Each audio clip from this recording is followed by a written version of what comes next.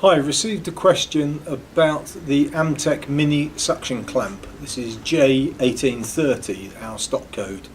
Questions about how do you use it, what is it good for, so I just thought I'd spend a couple of moments showing you what you can use. It's got a slightly concave black plastic face here, and the handles on the top, one is fixed and one pivots down to 90 degrees.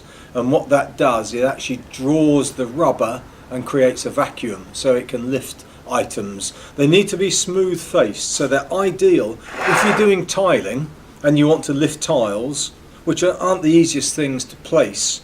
You can actually, you press it down as I'm doing here, lift the other handle up so they're together, and now you can place tiles on the wall, on the floor. You might be having to place them in next to a kitchen unit, and you can see all I've done is squeeze the handles together and it's holding.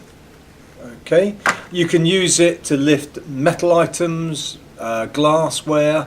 You can actually use it if you've got a very shallow dent on a car door, something like that. You actually can apply it over the dent, and again you can then pull the dent out, because you can see that's quite heavy force I'm applying. Smooth surfaces like vinyl face wood, you actually, it's quite rippled, so although you can initially clamp it and lift it, after a while you'll find the air will get underneath the gasket and it will come off. But just to show how useful this is, I've got a bar stool here which must weigh at least 10 kilograms, and I'm just going to place that on there like that. And you can see, no tricks, that's lifting this bar stool up, so you can see it is quite a useful tool to have and can lift quite a weight. This is at least 10 kilograms.